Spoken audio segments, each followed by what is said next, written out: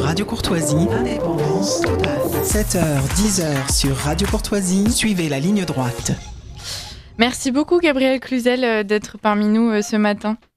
Bonjour Liselotte, bonjour chers auditeurs. Alors un message publié sur X le 31 août par la députée écologiste Marie Toussaint a provoqué une vague d'indignation sur Twitter. La raison, elle a relayé un article du Monde intitulé « Au Pakistan, les mariages forcés en hausse à cause du dérèglement climatique » avec ce commentaire « Une politique du soin, de la justice, de la dignité et une politique qui se soucie de la planète ». Pourquoi est-ce intéressant et typique d'un certain traitement de l'actualité, Gabrielle Cluzel ? Oui, c'est en effet un exemple typique de ce que l'on pourrait appeler le glissement de causalité, le déplacement de la focale pratiqué par la gauche et des médias tels que Le Monde, que l'on a raison d'appeler le journal de référence, vous savez, c'est son petit nom, car ils sont un modèle du genre en la matière, des orfèvres. Le maître étalon de ce plus petit bricolage, on n'est plus dans le dérèglement climatique, mais dans le dérèglement médiatique. Alors l'idée est très maligne, on sature l'espace médiatique avec un facteur qui peut être indirectement aggravant, mais qui n'est pas central. Et cette focalisation sur un sujet périphérique va couvrir et invisibiliser la causalité première, le sujet central. Alors pour faire une version imagée de cette démonstration, vous imaginez un éléphant au milieu du salon. Eh bien, c'est le fumigène que l'on balance dans ce salon pour cacher l'éléphant. On va donc gloser à l'infini sur le fumigène et pas sur l'éléphant qu'on va faire mine de ne pas voir. Donc ici, Marie Toussaint relaie la démonstration très simple de l'article. Les moussons étant déréglés, les Pakistanais sont pauvres et n'ont d'autre issue que vendre leurs filles dans le cadre d'un mariage forcé.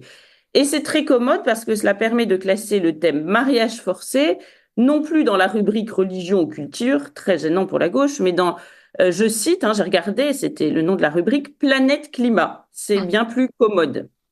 Du reste, nulle part dans cet article, il ne sera question de dimension culturelle ni religieuse, ni de patriarcat oppressif. Ça, pour le monde, ça n'existe sans doute qu'en Occident. Le dérèglement climatique serait donc, à lire cet article, l'alpha et l'oméga des mariages forcés.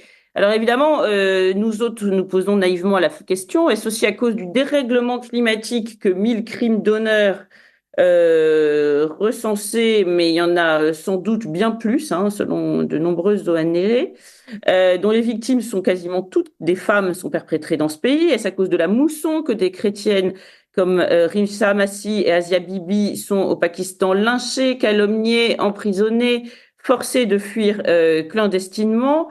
Est-ce la faute des moussons si des chrétiens comme Shabazz Bati sont assassinés, leurs églises sont incendiées, leurs maisons pillées, leurs femmes violées, et nous arrivons au sujet du mariage forcé, leurs filles forcées d'épouser leur bourreau en même temps que de se convertir à l'islam? Alors c'est pas moi qui le décris, ce sont des experts de l'ONU le 13 janvier dernier, s'inquiétant, je cite, de l'augmentation signalée des enlèvements, des mariages forcés et des conversions de filles mineures et de jeunes femmes issues de minorités religieuses au Pakistan. Où a-t-on le droit d'y voir un élément culturel, religieux, civilisationnel? Vous voyez que l'augmentation des mariages forcés constatée par les experts de l'ONU est donc due, selon eux, à bien autre chose que le dérèglement climatique. Et la meilleure preuve, évidemment, de cette non-causalité, c'est que quand la mousson disparaît, les mariages forcés, eux, restent en Occident, par exemple, et en France en particulier. Quid en effet, pour ne citer qu'elle, parce qu'elle a fait de nombreux plateaux de télévision, d'Afshi Rani, qui a témoigné de son histoire de mariage forcé, originaire du Pakistan. Elle a grandi en France et un été, elle a pourtant été mariée de force à la faveur des vacances au pays. Alors à quel moment exactement intervient le dérèglement climatique? Et au-delà du Pakistan, en 2021, quand il était question de loi séparatisme, le ministère de l'Intérieur avait parlé d'au moins 200 000 femmes résidant sur le territoire français ayant été victimes de mariages forcés. Donc, il n'y a pas eu de problème de mousson à Paris, que je sache. Et est-ce que vous avez d'autres exemples de sujets de cet adroit glissement de causalité, dans lequel cet adroit glissement de causalité est utilisé, Gabrielle Cluzel? Alors, en général, pour tout ce qui touche à l'immigration et à l'islam, mais aussi ce qui dérange la gauche, plus largement. Et donc, le logiciel du Monde, à l'instar de toute la presse de gauche, c'est une boîte à outils homologuée que l'on se doit d'utiliser à l'exclusion de tous les autres. Les malheurs du monde sont priés de rentrer docilement au chausse-pied dans le dit bocal bien fermé et de n'en plus bouger. Alors c'est vrai que dans cet attirail, le dérèglement climatique est la principale pince multifonction. Elle sert, comme on le voit ici, mais aussi en premier lieu à justifier l'immigration. L'Occident étant sommé de se muer en refuge climatique. J'ai regardé l'année dernière, pas cette année, j'avoue, sur YouTube, toute une conférence inaugurale devant des étudiants d'HEC sur le climat de François Gémen. Je ne sais pas si vous savez qui est François Gémen, si vous en souvenez. C'est celui qui avait accusé Marion Maréchal de faire sa pin-up à Lampedusa. Mais quand on est de gauche, on a le droit d'être misogyne, donc ça, c'est pas grave. Eh bien, tout l'objet de cette conférence était de justifier l'émigration. Donc, on voit à peu près le raisonnement sous-tendu s'agissant de Marie Toussaint. Les mariages forcés sont dus au dérèglement climatique. Accueillons les Pakistanais comme des réfugiés climatiques et cela viendra à bout des mariages forcés. Sauf qu'on vient de le voir, c'est faux. Sinon, pourquoi ces mariages perdureraient-ils en France? Alors, il n'y a pas que le dérèglement climatique, il y a aussi la pauvreté qui est explication à tout. Et cette focalisation, eh bien, sur la pauvreté fausse l'analyse. C'est ainsi qu'on déverse des millions dans les banlieues pour lesquelles rien ne changera, car la peinture fraîche sur le mur d'un HLM, pas plus qu'un complexe sportif rutilant, ne peuvent résoudre le problème de l'islamisme, de la drogue et d'une délinquance systémique. Cela, on peut prendre l'exemple récent de Nîmes. Vous savez, actuellement, il y a des travaux dans 3 quartiers prioritaires de Nîmes qui vont bénéficier de près de 472 millions d'euros. Il faut dire que ces quartiers avaient été construits dans les années 60 pour relonger les pieds noirs et les harkis. C'était pas très chouette non plus à l'époque, ces logements, mais il n'y avait pas de délinquance. Et est-ce que les pieds noirs et les harkis, à l'époque, étaient vraiment plus riches? Non. Est-ce que le problème, c'est vraiment que la pauvreté et seulement la pauvreté? Non, bien sûr. Et là aussi, dans l'exemple que je vous ai donné, ce premier article, eh bien, la pauvreté induite par le dérèglement climatique apparaît aussi dans l'article du Monde. Donc, vous voyez que c'est double strike, en somme. Alors, mais on l'a aussi constaté ces derniers jours pour Eric Comines dans l'Humanité. Vous savez, l'accident de travail, vous avez suivi cela. L'Humanité avait classé le meurtre du gendarme par un chauffard ayant refusé d'obtempérer d'accident du travail. Vous voyez, comme si c'était la faute d'un capitalisme peu soucieux de la sécurité de ses ouvriers.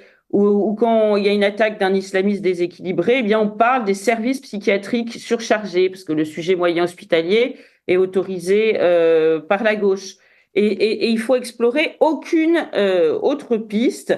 Donc, si on répète, dérèglement climatique, pauvreté, cruauté des grands patrons, psychiatrie sont les principales causalités autorisées par le logiciel, la grille de lecture de la gauche. Alors, si on va par là, on peut dire aussi que c'est peut-être la canicule de cette fin mois d'août qui a poussé l'assassin d'Éric Comines ou celui de la petite Camilla à sortir et à prendre leur véhicule. Alors, j'exagère à peine, parce que vous vous souvenez que le 4 avril 2020, lorsqu'un réfugié soudanais avait tué 2 personnes, dont un père de famille, sous les yeux de son fils de 12 ans, le Dauphiné libéré avait titré, et cette information avait été relayée par Le Monde, sur la peur qu'aurait éprouvé l'assassin d'être atteint du coronavirus, et puis aussi de sa difficulté à vivre, à mal vivre le confinement. Je rappelle qu'on avait retrouvé des écrits à caractère religieux dans lequel il se plaignait de vivre dans un pays de mécréants.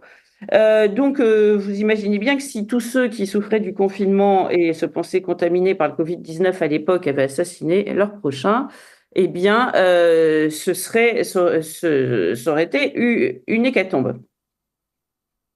Est-ce que cette lecture de l'actualité par le tamis des causalités autorisées est propre à la France?